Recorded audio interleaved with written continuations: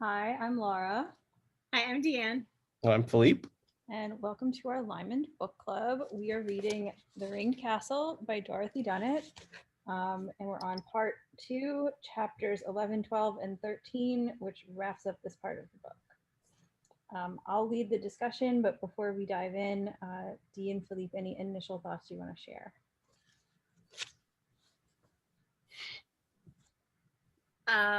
Yeah, not surprised that there was a lot of not surprised happening in this section. Like, not surprised that he got coerced to go back to England. Not surprised that Slata Baba died. Not surprised that, well, I was a little bit surprised that the Bida guy, I forget his other name, Vishnevetsky. yeah, manipulated that whole Lyman going back to England thing. That was interesting. Yeah, it was a good set of chapters. Yeah, I liked how you guys were speculating about why would Lyman decide to go back to England, and it's like, oh, he doesn't decide. Ivan makes him. Yeah, it works. That was a surprise. I mean, I knew Lyman would be going back to England. I didn't know if it was going to happen in this book, but clearly we've got one whole section left, which I'm very excited for. And the reason that he's going scans perfectly with the rest of the book. It's just not an outcome I foresaw. Mm-hmm. It's nice. I think the thing that just kills me is like every time Dunnett introduces an animal, you just have to brace yourself for that animal's horrible death. Yeah. Usually manipulated by somebody we don't like. Like, somebody we don't like does something trashy and an animal dies. So, I mean, in a way, it's symbolic of him cutting his ties with Russia before he even knows that he's cutting his ties yet. So yeah. I mean, Lymond kind of did it on purpose, but yeah. I mean, he is the one that unfortunately has to kill the eagle by his own hand. He's forced into it, unfortunately, but he's also kind of forced into leaving Russia. So yeah, I mean, I guess we'll talk more about it when we get there, but the symbolism of him having to kill like the only being he's bonded with, um, as an echo of him having to kill his own son, but this time he does it to try to save a child, and then it doesn't work anyway, and they both die. yeah. Yeah. Right. Should we jump in? Yep. oh. All right, chapter 11. So we ended on a cliffhanger last time with this whole sled race gone wild thing. And so Chancellor had been knocked out at the end of the last chapter, so this opens with him waking up. Lymond is there, very angry, and he makes everyone strip until he finds someone who's been injured by Slata Baba, because they sort of trace the evidence of how he was stolen or she was stolen, and they found blood. And so it turns out this guy called Alexander, I think you just say Alexander, even though it's spelled differently. He's one of the men. He has like cuts from her. He won't say who he's working for, so Lyman sends him to be tortured. And Lyman does say he knows that he's working for a foreigner, not for one of the Russians, because they wouldn't dare kill the Tsar's favorite. And he also says this is the third attempt on his life, since they left forever. So apparently there's been all these murder attempts that we didn't even know about. And then he meets a Samoyed shaman and faints because he, got cut by Slata Baba and he's actually been like bleeding this whole time. Wait, can you talk a little bit louder? Because I'm having a hard time hearing you. Oh, maybe because I'm holding the book like right in front of the microphone. Is that it? Yeah, that's a little better. Yeah. Okay. Should I re-record the summary? No. Okay. No, you sound good now. Yeah. All right. So yeah, that's what happens. Let's discuss. Okay. I will say, I was still slightly suspicious of Gray. until it turned out that Alexander was the culprit. I don't know. I'm still kind of suspicious of him, like the whole falling asleep and like, oh, I just fell asleep. I don't know. But maybe it was the other guy. Yeah, I liked all the references. There wasn't just here, but to Lyman's voice and like how he controls his voice. And there was a reference in this one that was talked about how the harsh level tone was a mark of the force he was at this moment using to control it, his rage. So like he's super, super angry and his voice is very, very controlled and harsh. And I just think it's interesting that we get this. It's always been his hands that have like, you know, we've seen like, look at his hands and see how he does. But there's also these clues in his voice that are, I don't know. I just hadn't noticed that before, but maybe it's been around for a while. But. I think it's also interesting that we're in Chancellor's point of view and he's starting to be able to read Lyman better. So he used to always be like, oh, he's power mad or whatever. And now he's starting to actually get him. And he sees like what's actually going on underneath is the towering rage. And he also realizes that Lyman actually had taken the warning he gave about the assassin seriously. Yeah. I mean, Lyman's used to assassins coming after him. So as he even says, he doesn't take any warning lightly like that. So. Yeah.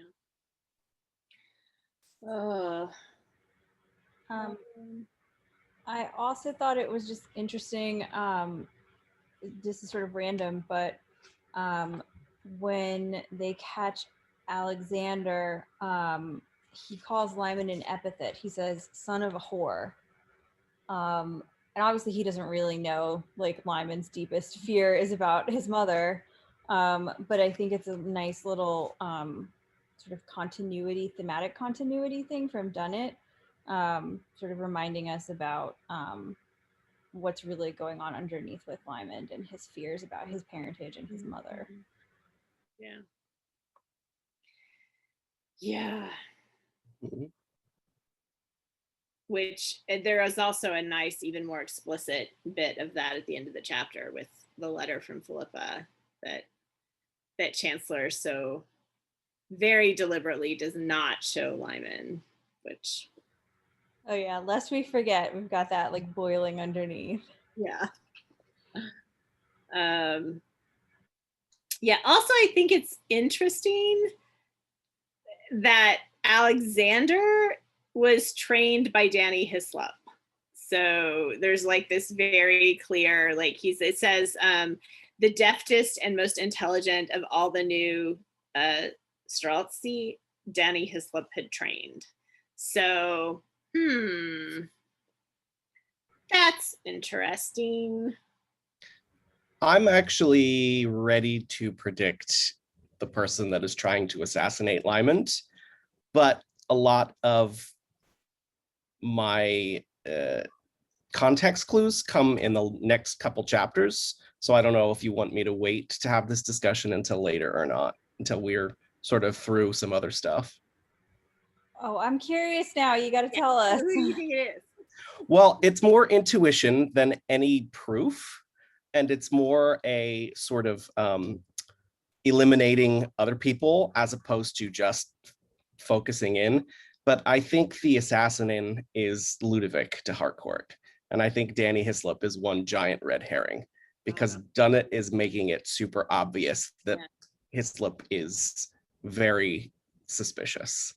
And we've seen her play this trick before. So the thing that makes me suspicious of de Harcourt was that he decided to go back to England at the same time that he could have heard from either the Russian guy, the other guy that his name I can't remember, or the messenger. Like he could have known what the messenger said and then decides like, oh, I should go back with Lyman. So yeah, that little bit, I was like, right. I just think it's too pat if it ends up being Hislop. And I bet that Danny Hislop is actually going to turn out to be this like really awesome guy that we end up loving in the end. I don't know for sure. I could be wrong. But maybe. Like I love how Dunnett does this and like plays with expectations, and like she's giving us all these clues that Hislop is very suspicious, and to me that's suspicious in itself, because she's usually not that obvious about things. Yeah, And and I kind of wonder how much of our suspicion of Hislop is also to Harcourt. Like how often are they in the same place at the same time? So anything that we suspect Hislop of de Harcourt could have easily done. Right. I don't know. And I still feel it's got to be one of the two of them, because making it one of Dick and Chancellor's men is just too, if we don't know enough about them. So yeah, like I don't think it's Robert or Best. What's his first name? Robert. Yep. Yeah, I don't think it's him. And yeah, and I don't think it's any of the St. Mary's guys that we know and love. Like, I really don't think it's not Al Guthrie. It's not Blacklock. You know, it's not Fergie Hotham.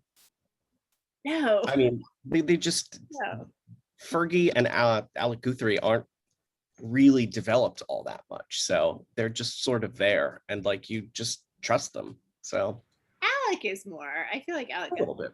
There's that great scene with him at the bridge. So like I think he genuinely cares about Lyman. Mm-hmm. So.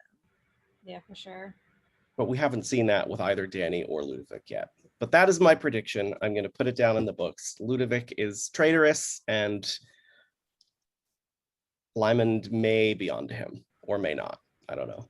So then anytime we have any clues as we go about de Harcourt that you see, call them out, I guess. Well, the one thing that I've got going for me has been mentioned a number of times, but it's not really a straight clue. It's just something about him, is that he's a knight of the Order of the Hospitallers, and we know what a hold Gabriel had over them. So he may be trying to get revenge for Lyman killing Gabriel. So,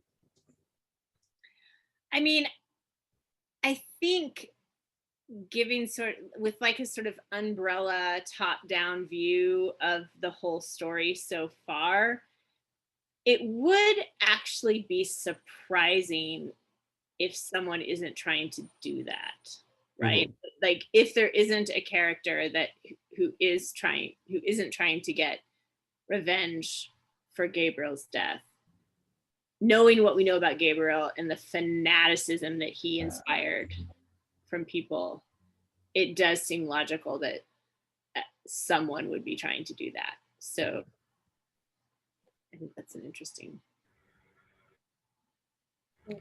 Yep. So I'm definitely going to keep my eyes open for things in the next couple chapters as well. But yep. So just wrapping up this section, and please jump in if you have other comments. I do think it's interesting that we have Lyman. We get a reminder of Lyman being human and vulnerable at the end of this, where he's like been really tough and really angry through this whole scene of interrogating what's his face. But then at the end, he talks to the shaman, and he does a bunch of kind of vulnerable things that he's doing because he's injured, where he starts speaking in English and then he changes to Russian. And he shows obvious effort in doing so. And of course, Lyman is usually effortless in everything that he does in terms of how he appears to others. And then of course he's like super polite and political in what he says to them, and then just passes out onto the floor. Yeah. Just like, whoa. Yeah.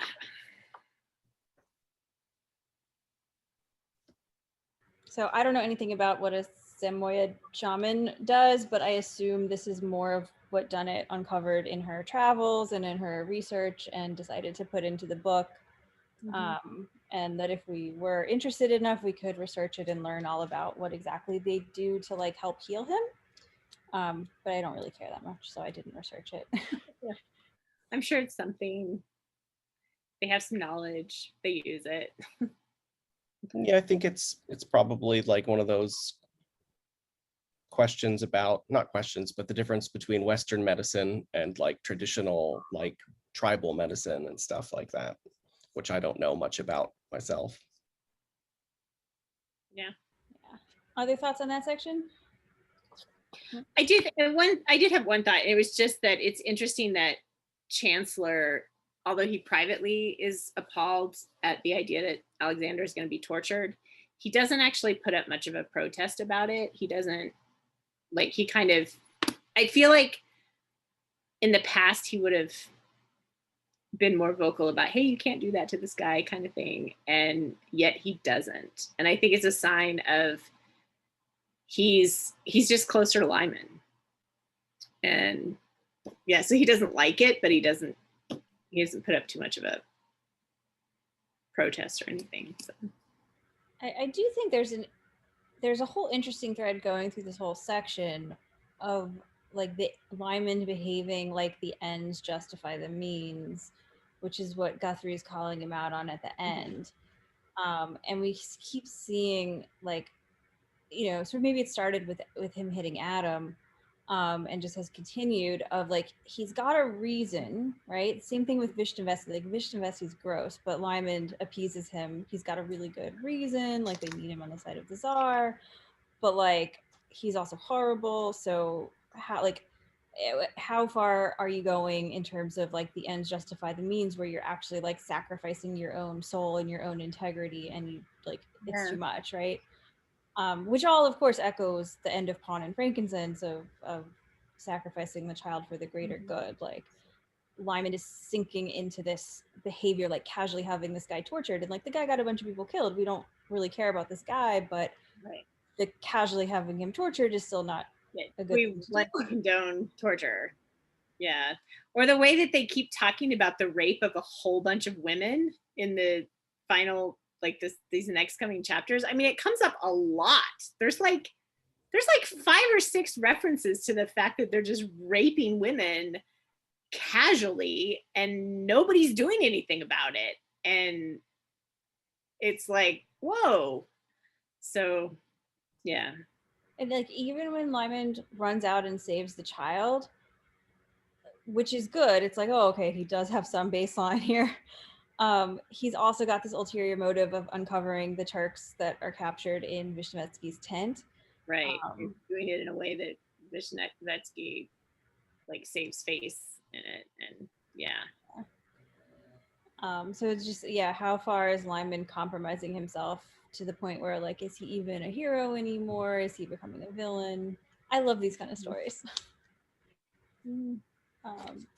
Okay, so we'll continue on to the next section. First of all, we find that the guy Alexander died during his torture, which may or may not have been intentional from the guy who was torturing him, because that guy then got a job. Got a raise.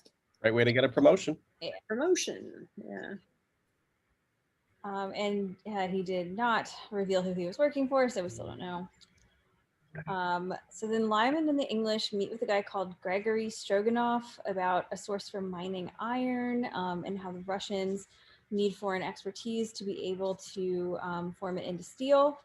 And then Lyman and Chancellor have this discussion about how the Western nations won't allow these outside experts to come and teach the Russians how to make steel because they're afraid of the Russians getting too powerful and attacking them. Oh gosh, I got super bored during that section, honestly, although it sort of makes sense in terms of the bigger picture of like what Lyman's doing over there, and leads into the stuff with Ivan. So then Lyman advises Chancellor to say no gently to Ivan about giving him weapons from England. And they're about to part ways, but first they attend a funeral for one of the men who was killed in the sleigh race. And there's a section about how the bodies are frozen until spring comes and the ground warms up enough to dig and bury them. So then Lyman and Chancellor split up. They think it's their final goodbye because Chancellor's going to Moscow and Lyman's going on this campaign against the Crimean Tartars. So they say goodbye, and then after that, Chancellor finds a letter from Philippa saying that Sibylla is not Lyman's mother, and he reads it, but he does not give it to Lyman. Sends it. Okay. What were you gonna say? He sends it back. Yeah. We know he doesn't send it back. He keeps it with him. He He takes it puts it in like a He's new going to send it envelope. back with himself. Yeah, yeah. I think in that whole section about the steel and the blah, blah, blah, I was with you. I'm like, okay, whatever.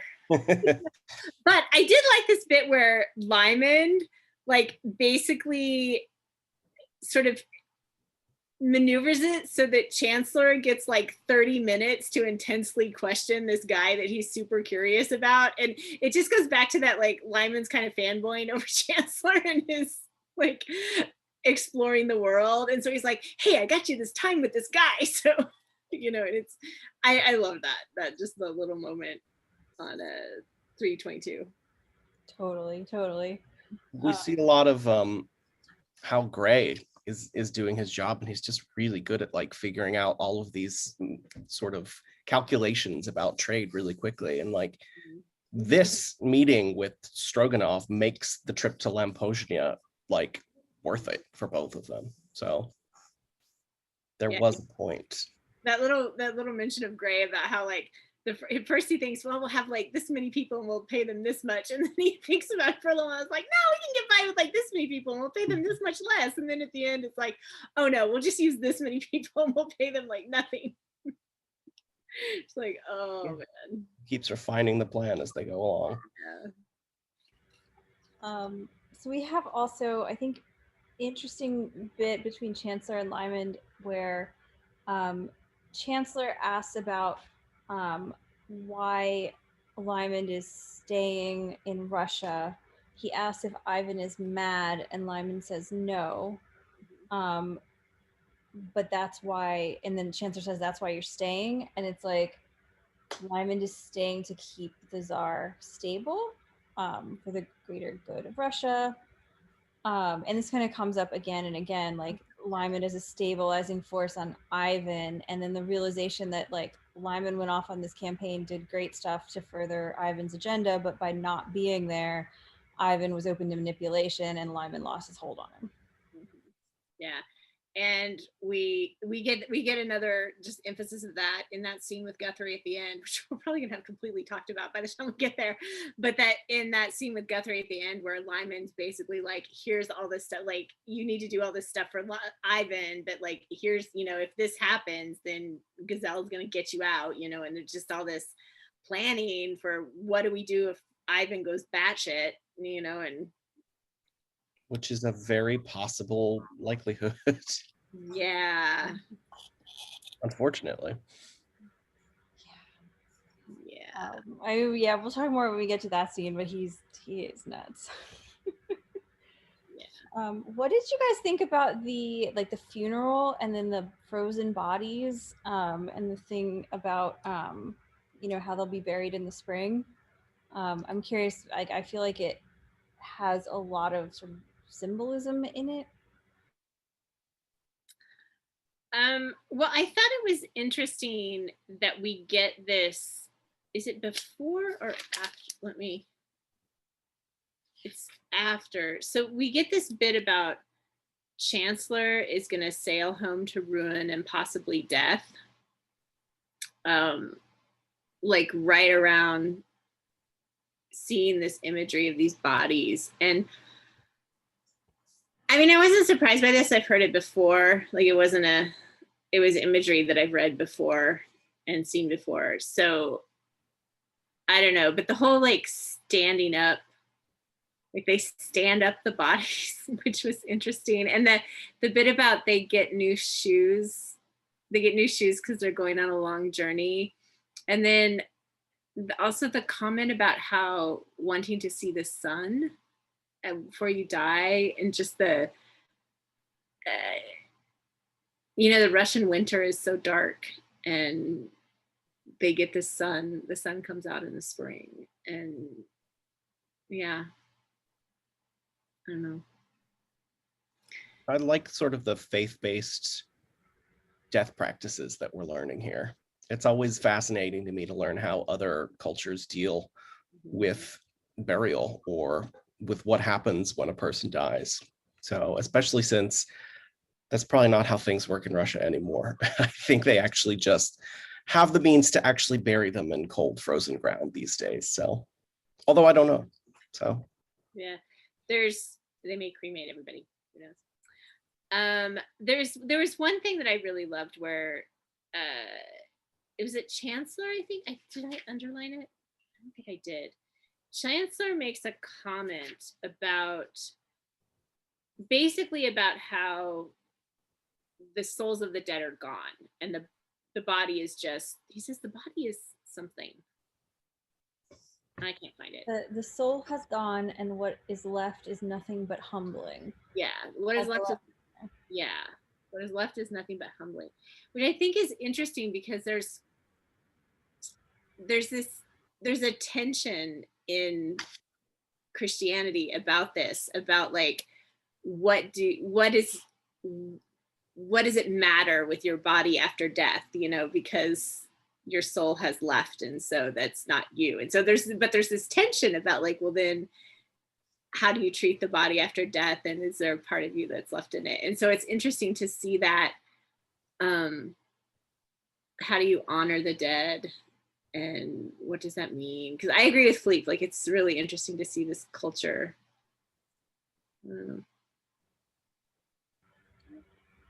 Yeah. I mean, as far as the symbolism goes though, it's like, are we in the dark night of the soul? Like, I don't think we are.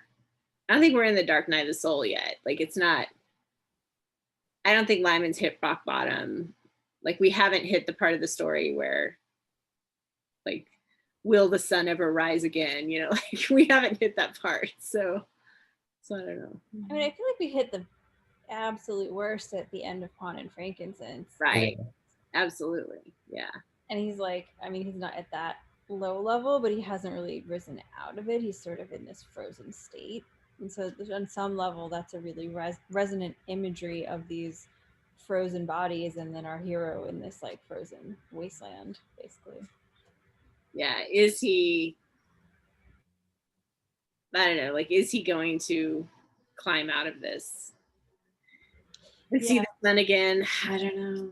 Well, and then that ties into the exchange right after that section between Lymond and Chancellor in their goodbye, where Chancellor keeps talking about the duality in Lymond, and he has this thought about, you know, if he were to bring Lyman to England, he might find that he had not brought to England the Francis Crawford who had talked in the church or in the small wooden hut at Lamposna, but the man who had flailed Adam Blacklock and who had Alexander put to the torture.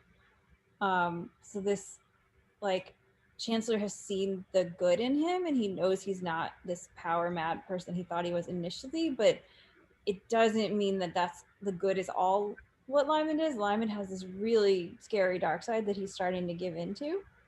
And then there's when he actually talks to Lyman, he says, "There is a man in you I would want, but I think Muscovy has half consumed him." So again, this like half and half of Lyman being salvageable and Lyman being like half on the dark side. Well, and then Lyman's response to that too, which is, if I'm dead, I cannot sponsor your travels except clearly in a direction you will never be called on to follow. I wish you Godspeed, which is, he's obviously referencing hell here. So like that Chancellor is a better man than him. And when Lyman dies, like he's confident that he will be going to hell, that he's not going to be redeemed or be rescued from that. And just to think about, you know, force, I think we can kind of debate how religious Lyman is, but the concept of like heaven and hell was pretty, you know, that was just pretty accepted at the time. So just to think about someone walking through their life like 100% sure that their ultimate fate is eternal damnation is so dark, you know, that there's nothing he can do that can redeem himself. Like there's nothing that he can do to escape this fate, that he's so horrible that he cannot be redeemed. And of course we don't think that and a lot of other people don't think that, but Lyman thinks that. And well, and it's really telling in comparison to Game of Kings, where he was sort of fighting to redeem himself in the eyes of others. And like in the Dell with Richard, he talks about, you know, I'm deformed and unserviceable, but what has happened to charity? And he kind of defends himself and he says all the good things like he tries to do. And now he's not defending himself at all. He's given up. He's like, I'm bad and I'm going to hell, which makes perfect sense. He killed his own son, you know? Yeah, he's a it's mess. very messed up. I did love this bit that where Chancellor, a little bit before this, says, so for all these reasons, he said farewell to Lyman without asking again for his company, without begging, without referring at all to the threat under which he now lay himself. Only he said, and then it goes on. But I just love this image of Chancellor who he's saying, because of this duality in Lyman, he's not going to beg him to return. But it also speaks to Chancellor's, like he refuses to manipulate Lyman into returning. You know, he refuses to say like, I'll die if you don't come back, which is true. Like he could absolutely say that and he doesn't. And I think it just speaks to how honorable he is and like I don't know. I like him more and more as the story goes on. He's a really solid guy. Yep. So then we end with Chancellor thinking back on their journey to Lampajna, with the sledges arching and hissing across the glittering axle tree of the world. For a few days, what he had felt was pure happiness, and what Lyman had known he now saw was freedom. So Chancellor, having gotten to know Lyman much better, do you guys think he's right in this interpretation of Lyman?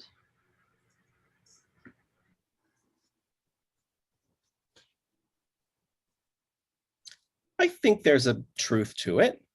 I mean, we do see in however long this journey takes, let's say 2 weeks, I don't know for sure, like he's away from all of the choices, all of the responsibilities in Russia. He's away from the Tsar. You know, he does find a little bit of freedom. And in that freedom is when he opens up and finds this new friendship with Dickon that I don't think anybody in Russia has seen him do yet. Yeah, and it's not, I mean, the question I think that's key here is freedom from what? Like if Dickon is correct and like Lyman is experiencing freedom, well then is it freedom from just the pressure that he's under, like the freedom to meet, like his life in Moscow is just this constant tension of walking this tightrope with, you know, Ivan, with Guzelle, with the army, with like everything is just all of this. He's just balancing so many things. So if he gets out into this, you know, frozen wasteland or whatever, this frozen forest, and is able to go skiing and you know, out in nature with this new friend, like, yeah, that seems reasonable that he's experiencing freedom. Could also be freedom from like his own self-darkness, the darkness that's growing inside of him. Because this is the first time that Dickon really sees any kind of light and good-heartedness in him. And like maybe Lyman is taking the first steps of clawing out of like the depth of his depression right now. Yeah, I think there's a really interesting duality to this freedom, because it's like freedom from the trauma and the stress and the balancing act and all the expectations. But it's also this kind of like frozen freedom and this freedom from like human relationships. Aside from Chancellor, who's like slips through his defenses, so much of this is tied up in this like you know, calling each other by their last names and not having human connections, not caring about people, because if you don't care about people, you can't be hurt, you can't have anxiety about losing them. And he for so long was in this position of being responsible for all these people's lives, and it was so stressful, and then people died because of him, his own son. So I think it's like, to some degree, it's like this frozen state that he needs to be in to start to recover. but then it ends up holding him back because he can't connect with other people in this state. And then, we see Chancellor trying to break through, so it's like, okay, maybe the ice is starting to crack a little bit, but it's not an entirely healthy freedom, I guess. Yeah. Well, I think it's interesting that in a lot of ways on this trip, he's really isolated from connection, except for Dickon. And so, in the stress of all those competing tensions that's in Moscow and like all of the things that he's balancing in Moscow, Dickon would not have had a chance to connect with him at all. Like there wasn't that opportunity. But because they're so isolated, even though there's people around them, but they're socially isolated, it's that chance is there, and so they are able to connect a little bit. Yeah. Well, any other thoughts on chapter 11? Have we seen the other attempts on Lyman's life, or is it just events that happened outside of the narrative? Like, is it there? Were there like, I don't know, maybe he mentioned something that happened that would, if we went back and read, be like, oh, somebody tried to kill him, but he was just like referencing it as a joke or something. Poisoning we missed or something. Yeah. I don't think so, but I don't know. It wouldn't surprise me if there's some subtle hints in there, but I don't remember. Okay. Also, interestingly, I do love that Dickon refers to Lyman as a middle-aged man. that Philippe has been shackled to this middle-aged man. And like, he's not yet 30, right? I mean, so he's still in his 20s. And I mean, I guess if 50, if your life expectancy is 50 or 60, then he's sort of halfway there. But there's no way that somebody still in their 20s is middle-aged. But it's just that reference to how everybody is misinterpreting Lyman's age. And obviously, I think it's also just a sign of how he's been aged by what's happened. And yeah, I think also he has always behaved as if he's older than he is, because he needs to be taken seriously and in order to have exercise the power that he needs to exercise. So I think he's just been like really successful at presenting himself as older than he is, and everybody believes it now. he's just pulled the wool over everyone's eyes, and it's like, oh, he's 45. Try almost 30. Yeah. All right, chapter 12. So we start out in the point of view of our random English, slightly suspicious guy, Rob Best. And Lyman and his men are fighting the Crimean Tartars. Vishnevetsky shows up, and everybody starts singing the Baida song. This is a real historical song about the real Baida, Vishnevetsky. He hangs out with Lymond. We talked about how gross he is in general with all the rapey stuff. He gives him one of the captured Tartar women, and then in the night, it turns out she has tried to kill Lymond, and he sends for to Harcourt to dispose of her body. Yes. Interesting. Also, if de Harcourt is our person, and if Lyman knows about it, then this is definitely a key sign of that, because it's almost like, yeah, you tried to kill me and you failed to get rid of the body. Mm-hmm. So, yeah. I don't know. I do think there's a sentence about Robert Best that was interesting. It says, the fact that Robert Best, who returned, was not at all the same as the vigorous and uncomplicated man who set out, was hardly the fault of either himself or the company. So it's just interesting that he, something is happening in all of this that makes Rob Best change from uncomplicated to complicated. So I also find it interesting that we have another instance of the narrative being told through an outsider's eyes, whereas it's not Dickon Chancellor this time. Now we have Robert Best, but we're seeing war through the lens of a person that we don't know very well. and how the characters we do know are reacting to it. So we still got that outsider's perspective. Yeah.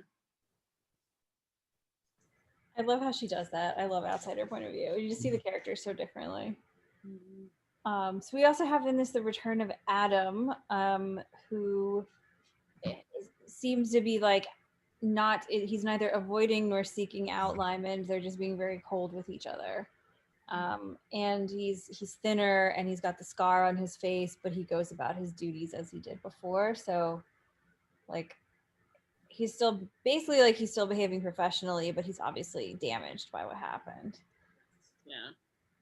And we also get we got a sense of, I mean, who knows how reliable Best is, but we get a sense that the other men in the company and the people surrounding them like don't blame Lyman for what happened to Adam because Adam was violating a direct order and what he was doing was putting the company in danger. So there's this sense that, you know, I don't think it's implied that they think he got what he deserved, but I do think it's implied that they don't blame Lyman for what happened to him. And I think you can almost intuit that they know that what Lyman did and how he acted actually ended up saving Adam's life. Right. Yeah. Although Adam may not quite understand that. Or if he does understand that, he still distanced himself from Lyman. Yeah, and I think it's what we said last week, which is like, I don't think Adam's stupid. I think he knows what happened. And I think he has a perspective on it that's realistic because he has enough self-awareness that he says, I need to leave because I can't stay here. And but that doesn't mean he wants to be around Lyman either. Like, I think just because he understands what happened doesn't mean he wants to stay buddies with this guy, you know?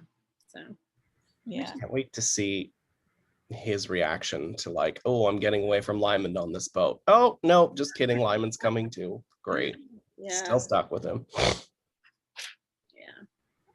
We also have more examples of Lyman bonding with the men as they're drinking and eating, his voice carrying, telling stories and riddles and making everybody laugh, but also keeping them in line. So just like what we saw in Game of Kings with this little band of outlaws is now the same kind of behavior that's letting him build a bond with this big army of Russians and Cossacks. And it's Lyman, a man born to lead. Yeah. So he's like really good at this. It's also like really bad for him, basically leading armies. Yeah, not good. Yeah, and then we just get how Vishnevetsky, like, he's just gross. Like, I think that you said that earlier, and I was like, yeah, he's just gross. Like, he makes this comment. Well, first of all, he's talking about how ugly the Tartar women are, and he's just like makes this comment about how they're unattractive and and it says, basically he says that the Tartar men would. He implies that they would have sex with a man or a horse as soon as a boy or a woman, implying that sex with boys is okay. Sex with men and horses is not as good as sex with boys and men. And you're like, how pedophilia and like rapey can you be, gross person? Like, ugh. Anyway. Yep. Just nasty. And I mean, the whole thing is this ends justify the means thing where Lyman needs him on the side of the Tsar, so he's appeasing him and putting up with him and whatever.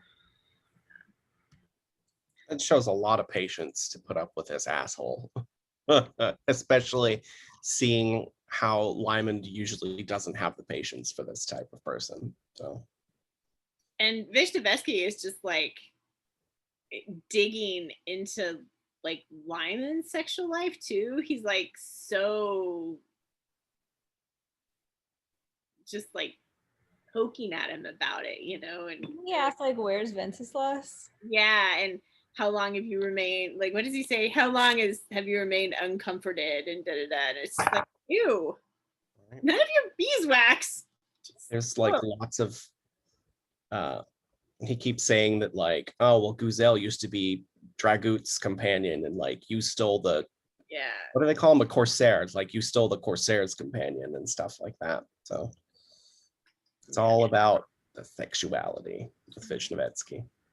Yeah. And then we get the end of the song where it's like, he says the bit about seeing 3 pigeons and kill them for the Sultan's daughter. And then he shoots the Sultan, the queen, and the princess in the head. And so you're like, oh, this guy, not good. You know, just the whole betrayal is not a surprise. Yeah. This is a real person, yeah? Yeah, I believe this is a real person, and this song is a real historical song. Really? Yeah. So then we have the death of the Tartar girl. Lyman stabs her in the heart and says she tried to kill him. I feel like obviously there's a subtext of like there's other things going on here, but it's obviously it's also just like one of those super dark things to do. Like Lyman stabbed this girl in the heart, but on the other hand, she was trying to kill him, so you know it's hard to argue with that. Yeah. And on the maybe to Harcourt is our villain situation. It's you get this she tried to kill me, outraged maidenhood perhaps, but I doubt it. I rather think I've had a little gift from Prince Vishnevetsky, but I should not like any, you know, deal with the body. And you know, if Lyman does suspect de Harcourt, that was a nice multi-layer, you know, it was a nice like your assassination attempt didn't succeed, but also he's blaming Vishnevetsky. So then de Harcourt, if it's him, is going to be like, ha, I'm still not caught, you know. I think so. We'll see. We also learned for the first time, I think here, that Danny Hislop has a Tartar wench at Kitagorod. I always just find this really funny because Danny reads as gay to me, but apparently he's got a girlfriend. But apparently Plumber might be gay. Yeah, Plumber and one of the other ones, right? Yeah. Not interested in women, but for different reasons. Yeah, Mr. Guthrie isn't interested in women, and neither is Plumber for different reasons, which I read as Plumber is gay, and Guthrie, something else is going on with Guthrie, but you know. Yep. No, it certainly sounds right. I mean, Danny could still be bisexual, obviously. Well, there's still Maeve, whoever Maeve is. He talks to some woman in his head named Maeve that he knew in the past, or maybe he's just crazy. I don't know. Isn't she like a goddess, like Queen Maeve? I mean, the fairy queen. Yeah, the fairy queen. Queen Mab. Yeah, it's the same root word. Oh, okay. Yeah. So maybe. Yeah. She's like the winter queen. Yeah. Well, why is he talking to her all the time and not like Jesus or whatever if you're going to talk to the I really want to know more about him. And that's why I think that he's probably going to end up being awesome. Although he could be the killer. Who knows? I've gotten things wrong in this series before. I have no faith in my ability to figure this out after our disaster of Queen's Play, the opening of Queen's Play. I'm like, we don't mention that anymore. I know.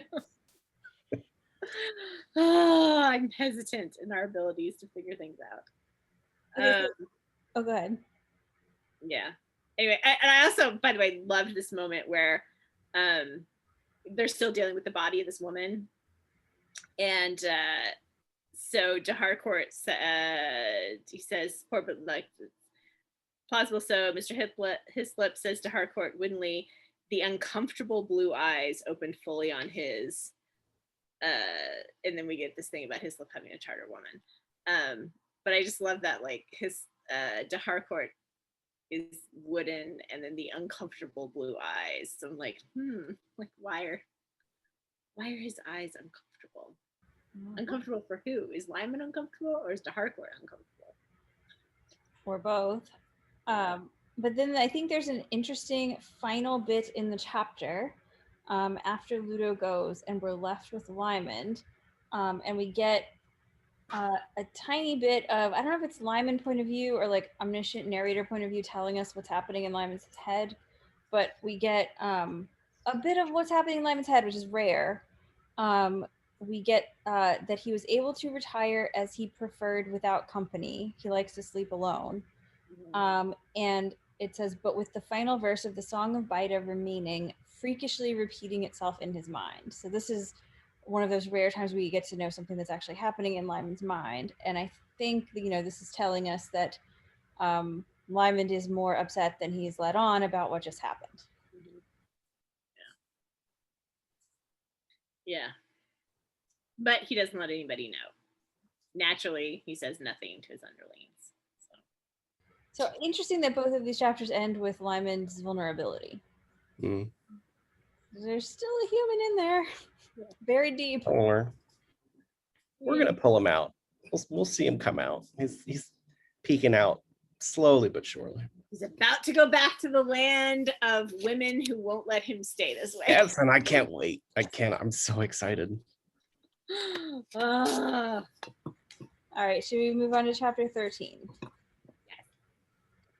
All right, so we start out still fighting the Tartars, and we have this awful scene where Vishnevetsky flies Slata Baba at a captive Tartar child.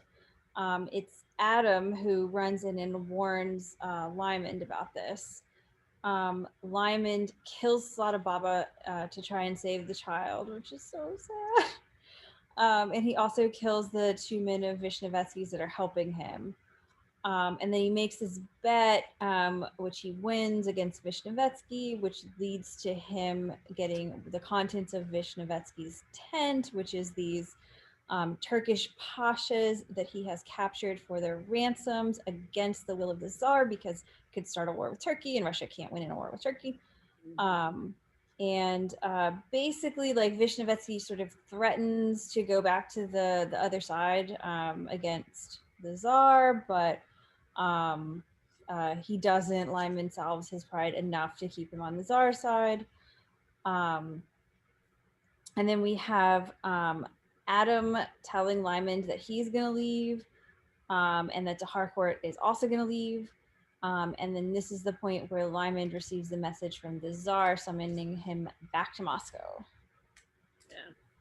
I thought this whole Pasha kidnapping thing was interesting in light of what we find out later in the chapter, which was that Ivan is actually going to try and provoke Turkey. And so it's kind of like, don't kidnap these pashas because we don't want to ruffle Turkey, you know, and then you go back to Ivan and find out like, oh, never mind, we're actually going to do that. So it shows how volatile and easily manipulated Ivan is, that on Lyman's good advice, he said, don't kidnap any Turks and hold them for ransom.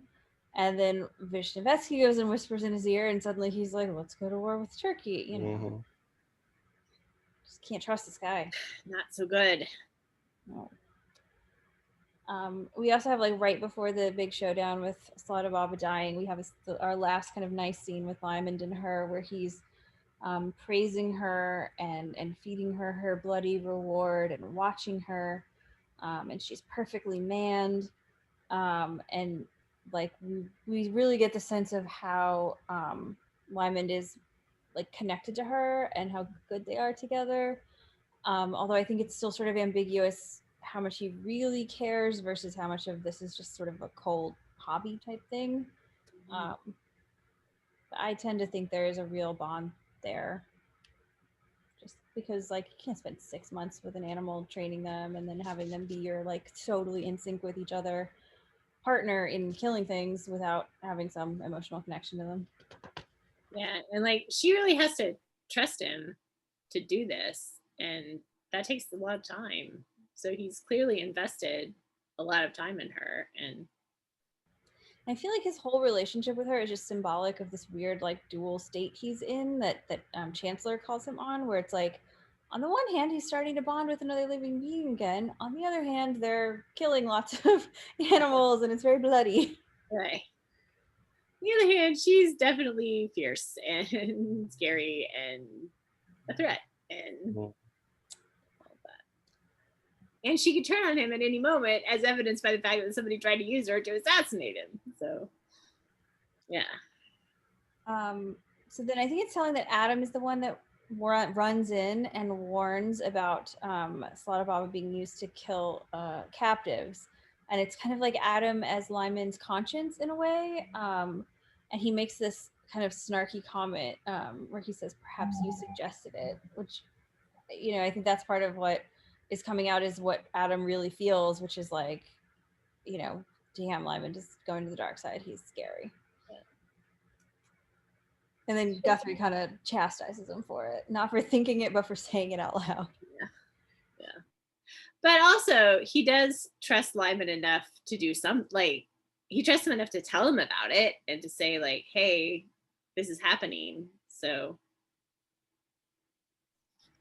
Yeah, I think he knows Lyman will do something, but he's also kind of guilting him in a way. Like, yeah. Again, not without reason. Yeah. And then Lyman is very cold in his chastisement of Vishnevetsky, where he says, you have slaughtered 6 months of my time. So it's not like you slaughtered a being I care about. It's my time is precious. Mm-hmm. Yeah. But he's, you know, obviously playing this part. Yeah, I was gonna say, I think that's also the argument that is convincing to Vishnevetsky. We skipped over something, by the way, that I want to mention really quick, which is the 2 cartloads of pigs that he releases into the town or to the like settlement, which to me, it just reminded me of like the sheep thing, you know, that we had a couple books ago. And it was just a little throwback to like Lyman's not playfulness in war, but like creativity and using whatever's at hand and just, I don't know, it's just like a reminder of this is a tactic that's not like the cold, battle hardened warrior tactic. It's like the bandit back in Scotland tactic. And so yeah, it also reminded me of his Don Luis disguise, where he came in with the supplies that ended up blowing up inside. yes, exactly. So that was a nice little throwback to original Lyman. There's been a lot of those little moments in this book that like throw back to previous books. Like, for instance, even him and Vishnevetsky shooting at the bird reminded me of the Popinjay shoot. Yeah. So, well, yeah, and Lyman explicitly references the Popinjay shoot later. Mm-hmm. He talks about killing 3 birds. The first one was long ago for his brother, and that was the Popinjay one. Yeah, I think it's weirdly like I think part of it is like Lyman thawing out slowly over time through this book, and part of it is like this is almost like a reboot because there's such a change from the previous books to this one, and so she's sort of weaving bits of the old stuff throughout as like reminders or something.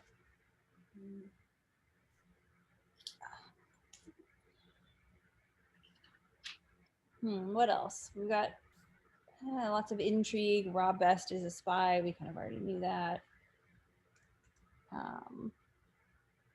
Yeah. Lymond ordering Adam to see to the burial of the eagle and if he can bear it to the child. Yeah. And then the whole confrontation between Vishnevetsky and Lyman, which was interesting to see that, like, given like Lyman trying to like manipulate him into doing what he wants while saving face, and like that was like this interesting give and take. And we sort of had a bunch of moments about like the Cossacks and their dancing and all of that. I swear she went on a tourist trip of Russia and just like wrote down every tourist thing and put it in the book. Which, hey, like that would be an awesome life. So we also have Adam says to Lymond that he knows that Lymond refused to allow him to have opium after he was whipped. And Lymond says, it is possible to bear pain without it. If I can do so, then I expect it of you. So he says it in a really cold way, but if we recall, Adam had a drug problem before, so I think we can also read it as Lyman was still protecting Adam. Yeah, I totally read it that way, that Lyman was just protecting Adam from having a relapse. Yeah. And also, Lyman is fully well aware of what opium can do if you get hooked on it. So he wants to protect him from what happened to him as well. Absolutely. And I feel like that's also like, as we're skating on this alignment on this edge of the dark side, we keep getting these little reminders that like he's probably got better underlying reasons than he's allowing other people to see for a lot of the dark things that he does.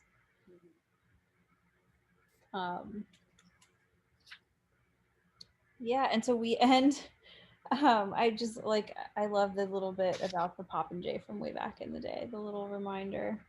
Like bite, I've killed my 3 pigeons. And Adam says 2, and Lyman says 2 died instead of Vishnevetsky, 1 died instead of my brother long ago. And then what did you make of the next time the archer may die, happy archer, said Adam, and shut his lips and went off. Well, I think Adam is just, I mean, the whole, like, the suicidal ideation is probably not too far off from both of them. Like, they're just traumatized men who aren't seeing life as that great, and death may be an escape from where they are. So, yeah. Any other thoughts on that section?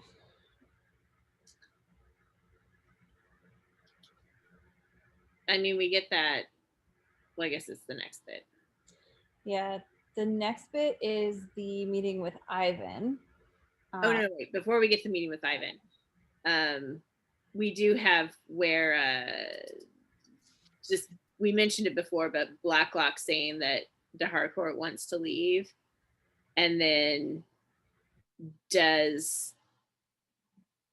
my question is, did de Harcourt find out that Lyman was going to England before he talked to Blacklock about wanting to go?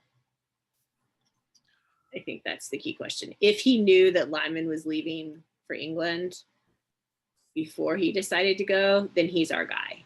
If he wanted to go to England without knowing that Lyman was going, then I don't think he's our guy. And if he's our guy, that means that he's got information that Lyman doesn't have, because Lyman is caught off guard. But if Ludovic knew that they were sending him away and purposely decides to leave so he can go with Lyman and try and kill him, how does Ludo know? Which I don't know. I don't have the answer to. Well, Nick, whatever, how you say his name, knew, because he's the one who manipulated Ivan into making Lyman go. So,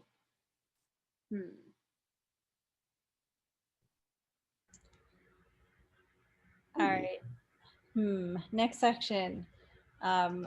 Brief section of our meeting between Lyman and Ivan, where we find out that Ivan, having been manipulated by Vishnevetsky, is sending Lyman to England to negotiate for England to sell arms to Russia, which he says Russia will use to attack Turkey, which Lyman knows that Russia can't win, but even though he super doesn't want to do this, Ivan's doing it in front of everybody, and there's no way Lyman can say no without getting his head chopped off or undercutting Ivan's authority, so he's got to agree. Which of course makes every other Russian in this room happy. So yes, a powerful rival just out of the way.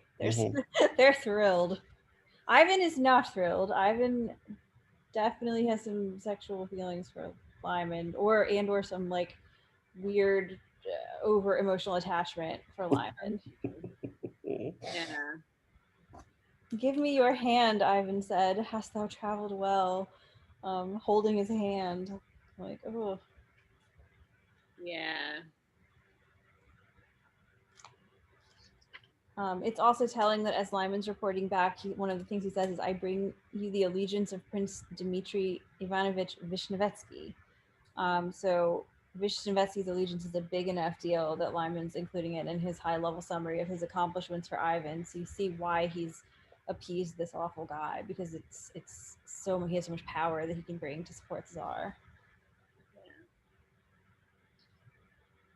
Yeah.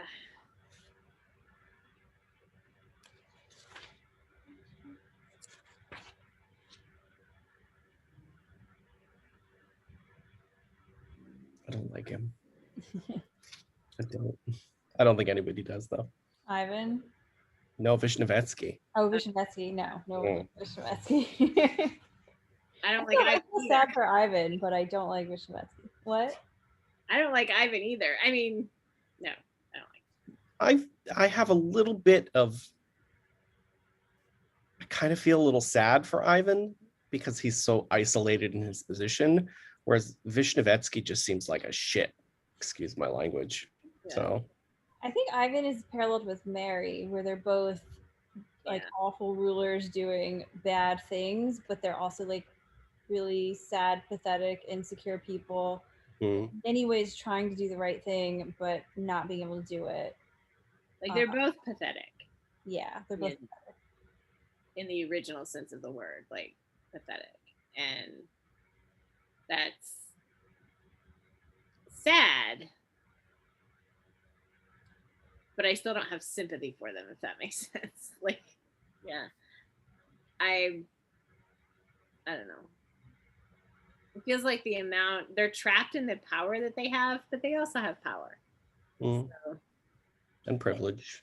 And privilege. And yeah. I think for both of them, they're not like mentally capable and competent enough to wield it. And so they both end up being manipulated by, people around them in ways that hurt them and their countries.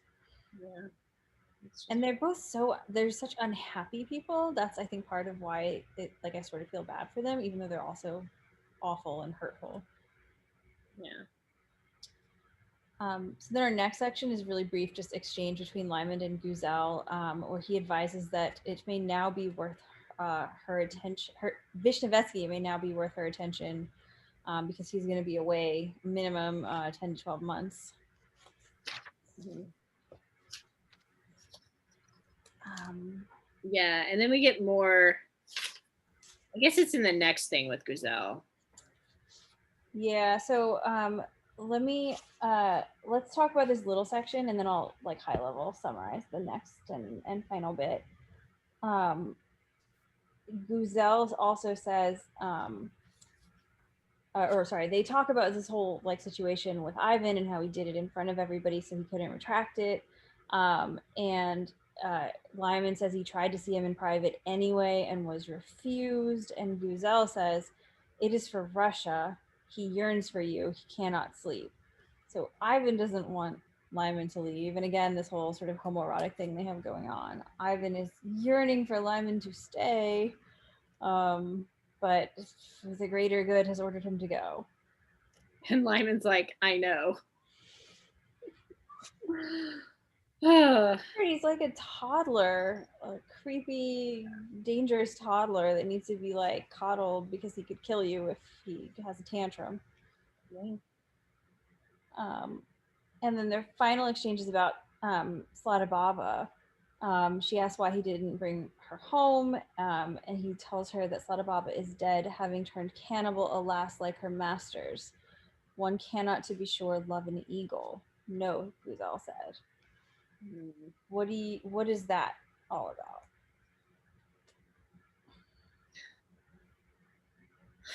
Well, the cannibal like her master's comment is interesting because if anyone is Slata Baba's master, it's Lyman. So then you get this, who is he eating, metaphorically? He killed his own son. Yeah. Right. No, I know, but I think that's what's in his mind. Yeah. Yeah. But I wonder if he's going more than that too, just like we're eating our vulnerable, we're eating our just a collective we in that, because because we have that whole sequence where the child is attacked and the women are killed. Yeah. And it's also go ahead. I can see Guzelle as kind of being an eagle too. Just going back to the point that she brought the damn children back, and Lyman probably still holds that against her. So him saying one cannot to be sure love an eagle, he's basically saying, I don't love you, Guzelle. And she's like, no, I'm aware of that. So it's a reading. It's a reading. I do like, I don't think he loves her, and I think he probably knows he doesn't love her. Weirdly, I don't think he holds the thing with the children against her, even though the reader generally does. He never brings it up. He never seems to hold it against her. It's more like he just knows that she's like Slata Baba. She's this cold thing, and it's just who and what she is. She's a predator. Not necessarily in a how do I say this? Like, the eagle isn't malicious in its murderous intent, you know? And you get the sense that Lyman sort of thinks that about Guzelle, that she's like fierce and dangerous and scary in many ways, but that's her nature, you know, not. Yeah, like he doesn't hold it against her because it's just her nature. Yeah.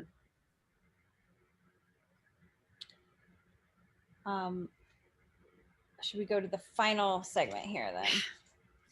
All right. So we start out with Alec Guthrie being left in charge of the St. Mary's Men while Lymond is away. We find out that Hislop also wants to return home because his Tartar girlfriend has left him. All the people are going back. I mean, I'll let you finish and then I'll say what I was going to say. Sorry. Let's say if the three people going back are Adam, Harcourt, and Hislop, then I guess one of the three is our suspect if we assume it's one of the men that came with And it's not Adam. So. No. And I was going to say this is pretty suspicious behavior on Danny, that he found out after he found out Lyman was going home. He decides to go home too, but that's why I think it's too obvious. So maybe he's going home to protect him. Maybe. So then we have three goodbyes, which I think we'll just talk through each one as we kind of go through the chapter. We first have the goodbye to Guzelle, then we have the goodbye to Ivan, and then we have the goodbye to Alec Guthrie. I do think it's interesting that Guthrie says that Hislop is the best they've had since Jarrett Blythe. I just wrote off to the side, no. Snorted. It doesn't mean he's as good as Jared. He just means the best since Jared. Yeah. And Jared, for all of his personality problems, was a really good second in command. Yeah. Where is he? Yeah, what's up with Jared? There's a huge gaping hole in our narrative. Well, we'll catch up with him, hopefully, at some point. I mean, it's been years, like literally years. What are they doing? I just have this image of Jarrett and Marta like traipsing around the Middle East or something. I don't know. Maybe they'll be waiting back in Scotland. Maybe. I think they're in like Jerusalem or somewhere in collecting antiquities. Yeah, collecting antiquities, right? Maybe they're like traipsing around Greece, like looking for antiquities. Fighting the whole way with each other. Yes. So we have his last night with Guzelle. And it's weird. It talks about like basically they have sex, but it's like this sex is like he gives her a gift, and then she gives him a gift in return. So it's like it's such a weird transactional relationship, and even like the sex isn't about their souls coming together and then bonding. It's about like he gives her something, she gives him something. And I also like the reference to his sexual behavior having all the sureness, the elegance, the strange and delicate reticences she had come to know and respect. Yeah, it seems a little bit different from the last time we saw a description of their sex life, which was like very skilled and kind of kinky, and it was just like all of this like very athletic evening of multiple orgasms and all of that. And this seems to be a little bit different than that. So yeah, I mean, we still have the shortness and the elegance, but the strange and delicate reticences is interesting. Like, is this an aspect of his trauma? Is this an aspect of him holding himself back from her because he's not really in love with her? Is this and an aspect of him like not wanting to show her what's really going on with him? I feel like there's always a part of him that she doesn't ever access or see, that he keeps from her. It's interesting that he says that she has taught him hardihood. I'm like being hardy, and it is for me now to exercise it. Indeed, Guzelle, I wonder if it is not for this that I have been taught. And he says that as Francis Crawford, which is, of course, always interesting when his name is, when he says something and it's attributed to Francis Crawford, it's always interesting. So like this that he's learned it for is a question that I have. Like, what is the this that he's learned this hardihood for? The return to England? Like, is that, no. So I don't know. I think it's how do I say? Part of it is the exercising of hardihood. Like, it's like she's toughened him up and has sort of made him into this, what he thinks is a stronger person than the weak person he used to be. But I'm reading that sentence differently. So it's like, you have taught me hardihood, which is that toughening up and the becoming strong and the coldness, like the coldness, like she's intentionally encouraged that in him. So, and it is for me to now exercise it, the hardihood.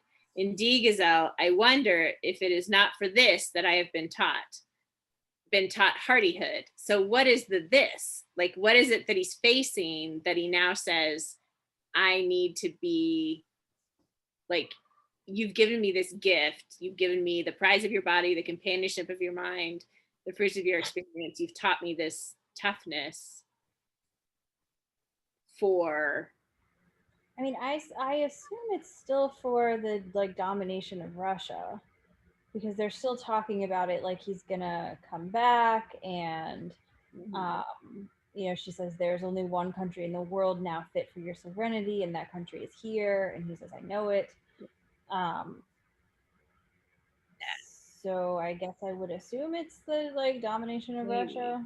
And then she is just explicit on that, like, I've shown you what was there in you already, and you have been man enough to destroy what is weak and to foster what is strong until it is unassailable.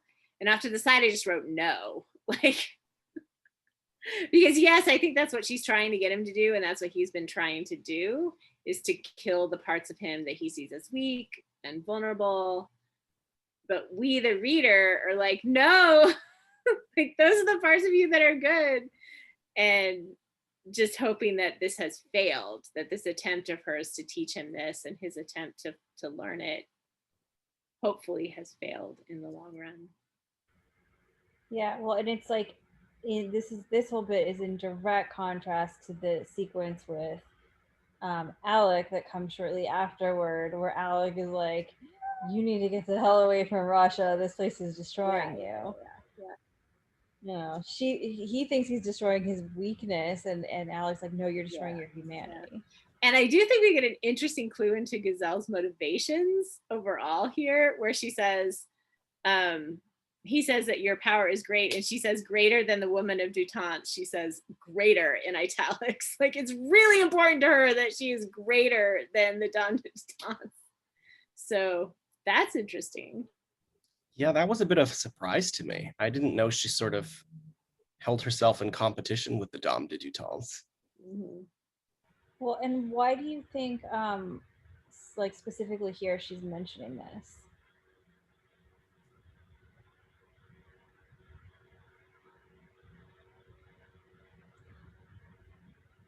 I mean, he's gonna leave her. He's leaving her. Yeah, but also like the Dame de Chance, you know, was a sort of predictor of the future. So it's in a way, it's like in some way, Guzelle believes she's changed the future from what the Dom has predicted. Mm.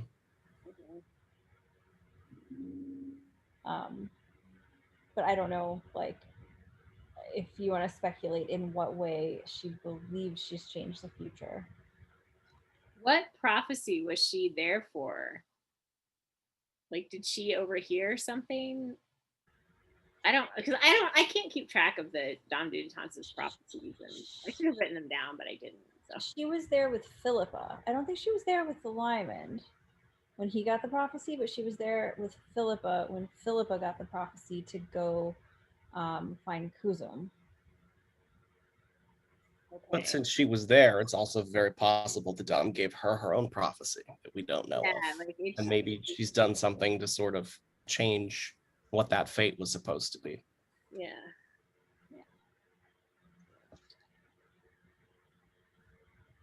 And then I kind of like they have this goodbye where their gazes lock, his gaze locked in hers without speech for a long time. Which I like just because they do have a real connection. It's not as deep and meaningful, I think, as like a real loving relationship would be, but there's definitely something like he does value and care about her. Like it does remind me a lot of the relationship with the eagle. It's not love, but there's a bond, there's a deep bond. Yeah, I mean they've been together for a couple of years, so. Yep, and they're good partners. The principle of propinquity would say that they've got something because they're just near each other for a long time.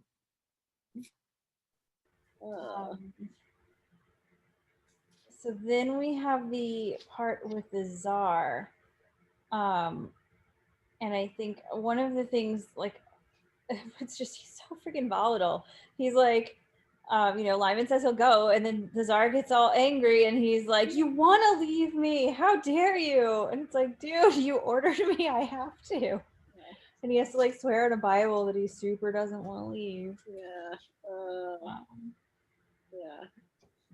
But I do like his reference to Lyman's reference to he has fear. Like, he has an interesting relationship with Ivan too, where he really does tell him some like very personal and honest things. They play this late night chess and they talk all the time, and in order to manipulate and sort of like tame this awful messed up Tsar, Lyman is giving like bits of himself honest, like you know, not fully but like little bits.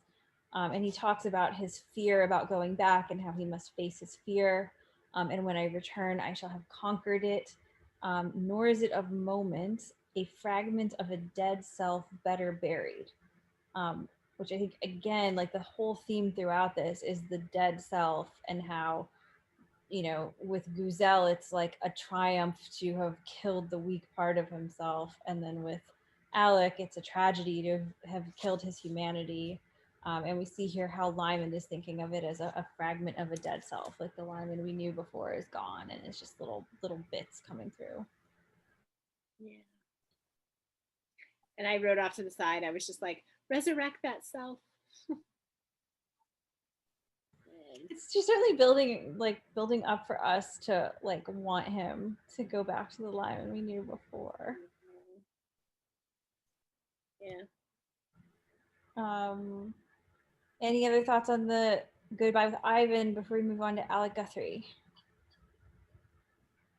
So Alec, Guzelle is on close terms with his Zarita. Listen to what she tells you. And I love how Guzelle has found her way into power despite this being a super misogynistic culture. But then yeah, and Alec's like, I'll return her to you, and it's like, no, she'll return you to me. It's like, no, that's not what it's gonna happen. Oh, and by the way, you called me Alec. Hey. I love the Freudian slip. You called me Alec. I wish you away from this country, and if I had the hearing of a friend and not that of the Vovoda Bolshoya, I would tell you never to come back. And then we have a genuine Lyman moment, abandoned by artifice, Lyman's face exposed for an instant, his astonishment. And he's like, I cannot see why. He doesn't even realize what he's doing to himself and why his friends might be upset. Yeah, and I love Alec's understanding. He's like, I know you can't see why. Like that's such a phrase of like understanding what Lyman is going through and understanding that like he's telling Lyman this, but he knows Lyman doesn't understand. And yeah, he says, I know you cannot see why. You saw it when you fought Graham Mallet. You saw it in France and in Malta. You saw it clearest of all at home among your own people. So like you can't see it here. So you've got to go home. Yeah, well, like, and it's just interesting. Like in all the previous books, Lyman had this clarity of moral vision, even though it was always obscured by like narrative tricks to make us think he was a bad guy. What he was always doing was actually to help people. It was for the greater good.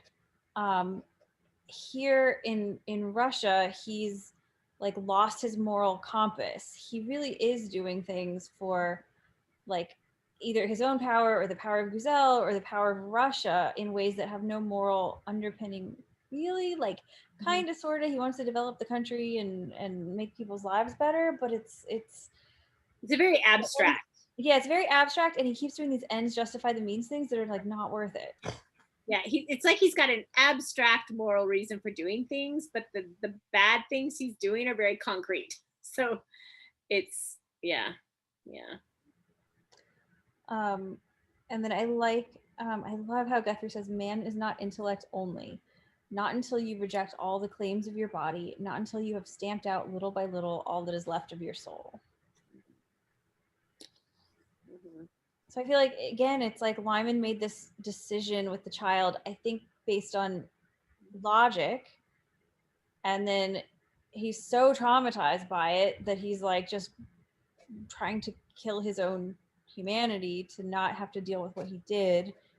And then it's just awful because he's back in this like ends justify the means behavior that is like what caused the problem in the first place. Yeah. And I love that Alec explicitly says like what you are killing is your ability to connect with people. When he says, you know, you're destroying yourself, you're destroying all that makes common cause with your fellows. It's just like what you are killing is your ability to connect with your fellow human beings. And he's absolutely right. And then Lyman's, or again, we get Francis Crawford saying something, which always interesting. Abandon your quest. What you are looking for, dear Alec, is buried, and no leech in London is going to revive it. And it's like, well, sure, no doctor in London's going to do it, but someone will. She's certainly building up for us to hope for this. Hopefully, someone will. I think it's also, this exchange is really interesting because Alec does get through to him a little bit, even though he, you know, it's not like a full breakthrough. There's cracks in the ice facade. Francis Crawford speaks a few times, and he has this moment where he has a couple moments where he connects in a human way with Alec. He calls him again by his first name. Yeah. Dear Alec. Yep. And he confesses, I've said the intellect is all that can matter. I haven't said it is easy or painless to rid oneself of all that is left. Yeah. So he's opening up a little bit about what's really going on. He's not saying I'm a robot, I don't feel anything. He's admitting that it's difficult and painful. And I think, again, like the word freedom comes up, like we ended before with Chancellor thinking about how what Lyman had found was freedom. And then here, right after the line from Alec about how he's destroying all that makes common cause with his fellows, Lyman says, it is my parting gift to you all. You are free, and so am I. There are no bonds between us except those of the intellect. So this freedom that comes with not having any bonds to other people, because when you have bonds with other people, you can be hurt by losing them and feeling responsible and not being able to save them. So it's this dark side of this freedom he's found in Russia.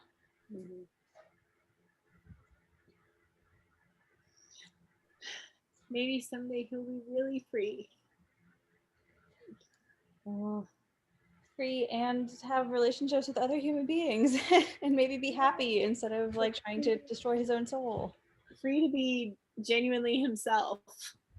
Which, yeah, I mean, how free can you be when you're like crushing half of your own soul? no. So I guess other thoughts on these chapters and maybe like overall thoughts on this whole Russian adventure. I don't think Lyman will be coming back to Russia at all. I mean, it says right there, the last time on Russian soil, he looked Alec Guthrie in the eye. So either he comes back to Russia and Alec's no longer there, or he just never comes back to Russia. So I'm interested to see what happens in Scotland and England to change his mind about coming back. Well, I mean, we're going back to our or my personal lack of knowledge of European and Middle Eastern history. I'm like, I don't remember a big war between Russia and Turkey, or in the Ottoman Empire, but like maybe there was one and I just didn't know about it, or I've forgotten it. But like Turkey doesn't overrun Russia, so nor does Russia overrun Turkey. So something's got to happen. Yeah. So like they don't get I don't think they're going to get this like arms from England business. So, that doesn't seem likely. No. Well, so if Lyman can't get the arms, he's not going to have a great reception when he gets back to Russia. No. And I want to say, like, if you can't get the arms, then sneak your guys out of Russia and don't ever go back. Like, you know, why would you return? So just extract your people and call it a loss. So what are you hoping for next? What do you think's going to happen next? Reunions, yay! Unless Richard dies in the next couple of chapters, in which case I'm going to throw my book in the nearest fire I can find. I'm really looking forward to Lyman realizing that he is going to get to meet his brother again. Yeah, I do not think Richard's going to die in the next couple chapters. Better not. No, I don't think that's going to happen. I do think we've had this like prophecy thing built up about how he's never going to see his brother again. So I think he's definitely going to see Richard again, and then we're going to figure out like, okay, what's really going on with that thing. So I'm still kind of liking my theory about maybe his brother isn't Richard. That like that's not the brother that's being discussed. If he does see Richard again, what's going to happen?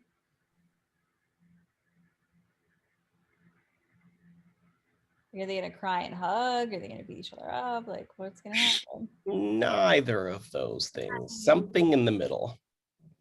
I think Richard's probably going to be pretty angry at Lyman for not coming to see Sibylla for so long, though. Vanishing from them for years. But we do have the whole like Lyman was on a quest, you know.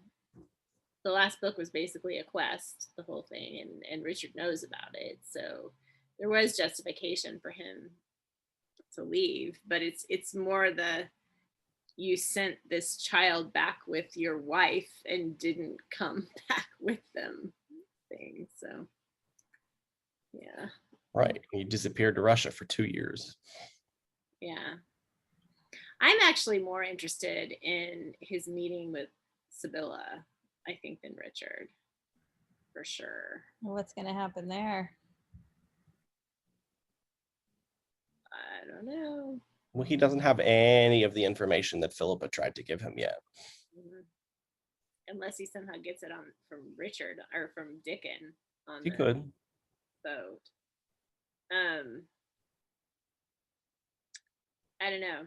Yeah, Lyman seems to be like so desperately trying to like avoid bad news about his mother. So that'll be interesting. And then of course Philippa, like what's gonna happen there? You know, and Margaret Lennox. Like I really, really want to see what happens with Margaret Lennox and Philippa and Lyman. Like that triangle, I think will be very interesting. So wrapping up the Russia adventure here, lots of fan art to share. Yay! It's been a while. Yes, I will share. Some of this I should have shown in previous chapters, but it is what it is. All right, you guys can see my screen, right? Okay, so first of all, a whole montage of Lyman and Slata Baba. This one is from Striped Rose and Sketchpads on Tumblr. Here, the cornflower cake. What? That's hilarious. Yeah, this is from Language Lactanella on Tumblr.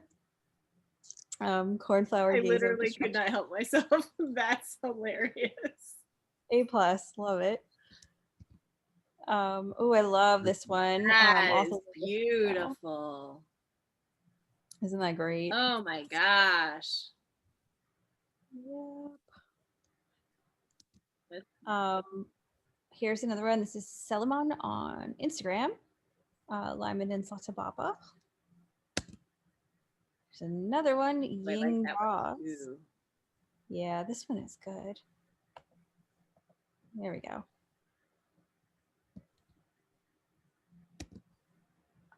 And this one is Bellero on DeviantArt. I say I recognize that style. Mm. Yeah.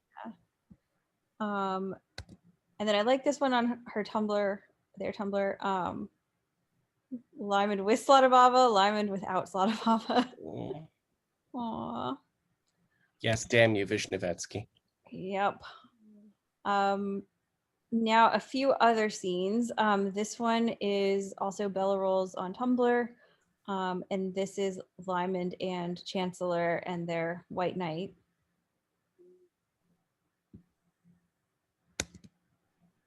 And then this one is the, I guess, the way to Lampajna on the sledges. Super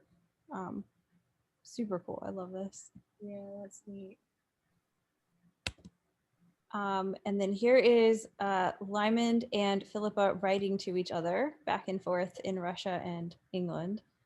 Or I guess she's writing to him. He is not writing back. Okay, they're not really exchanging. Yeah. And then this is like the same one, but with more text on it. But I think it's really pretty. Yeah. And then there's a couple of Lyman portraits that I just felt like were super Ring Castle-y, so I saved them till we got to this book. This is from the chapter we just read. I have said intellect is all that can matter. I haven't said it is easy or painless to rid oneself of all that is left. This is our cold Russia Lyman. And then this one from Ying Draws doesn't have a like specific book attached, but he kind of is giving us a Ring Castle kind of look. Look at that smolder. Yeah. That's really good. Yes, this one is Ying Draws on Instagram. Totally looking this person up. Cool. Yes. Love that. Yeah. All right. So any, I guess, final hopes, dreams, thoughts, etc. that you want to share before we wrap up? I enjoyed the Russia part more as it progressed. I wasn't a huge fan in the beginning. That being said, I'm glad we're leaving Russia. Yeah. I like all the stuff with Dickon. That was cool. Definitely. Yeah. Like, I guess I love the character interaction so much. And with Lyman being so cold and distant, like we just didn't get a lot of that. Like the Russia stuff was just mostly like beautiful descriptions of cold countryside, like this poetic language about Russia, political machinations, and like trade. Just like lots of trade. I want people to be doing things together.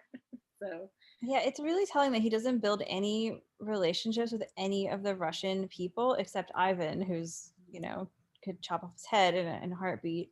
But everyone else is just very like cold competitor, violence, like there's no warmth, there's no heart. right. And like I didn't remember anybody's name. Like I think that's telling. Like of all the Russian people, I literally don't remember anybody's name. And that just yeah, like I just don't care about it. You get this whole list of them at the beginning, like this prince and this prince does that, and it's just like I read this like 8 times or something. And I can't remember who they are, and I just skim through that section because I don't care. Yeah. And I want to care. Like I am a very character-driven reader, not a plot-driven reader. Like I don't really care what happens in the plot, to be honest. I want characters to interact with each other and grow. So like I can read a whole story where people just sit down in the middle of the grocery store and talk about stuff, and nothing happens. So when we get like a huge plot heavy section or a big like, here's 3 pages on why this thing I don't care about is important. I'm just like, but that said, I really, really appreciate Dunnett as a writer. And I think her skill, her technical skill as a writer is really beautiful. And so I love the way that I just think she constructs the sentence brilliantly, and I enjoy that. Yeah, I feel like in a way this is sort of a necessary recovery from the ending of Pawn and Frankincense and like the intensity of that. And it's really interesting to see Lyman kind of slowly thawing with his relationship with Chancellor, and then his that final conversation with Alec Guthrie. It's a little long and drawn out, and I do sort of get bored by it, and it doesn't help that we have to spend all that time with Mary right beforehand, and she's also pretty boring. I mean, it is true that if we had jumped out of Pawn and Frankincense into like recovery and like here's how all the things are getting better, I think that would have been whiplash in ways that I would not have enjoyed. So like in retrospect, it's probably good that we've had this really long frozen section, but I'm really glad it's hopefully over. Yeah, I mean it's definitely not all sunshine and roses after this, but it's not so icy, I guess. I mean, like, I'm fine if Lyman is like angry. Like if he like he should be angry. Like I feel like the emotion that he should be feeling is betrayal and anger at this horrible thing that happened, and angry that he was put in this position and had to make this choice. And we haven't seen that. And so it's not that I need him to be happy. It's just that I need him to be feeling like recovering from this in some way and dealing with the negative side of it and grief. Like we don't see him broken with grief. We just see him broken, so. Yeah, it's super telling how little access to his emotions we have. And it's not just that like Dunnett is keeping us from his emotions, it's that he's keeping himself from his emotions. Yeah.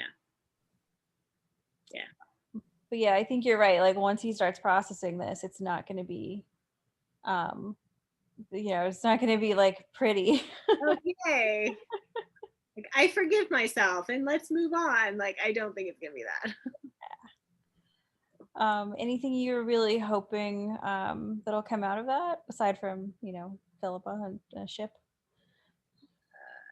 On the ship, sailing on the ship.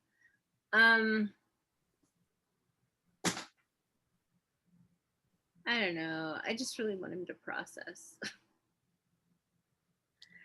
I don't know how realistic it is. Like, I'm not sure how realistic it is to ask for that though. Like, have we ever seen him like really process anything? So like, is he all of a sudden going to be able to deal with that? I don't think so, but Any other, Philippe, you have any predictions about any surprises coming up aside from the Harcourt? How's that going to play out? I mean, I don't know.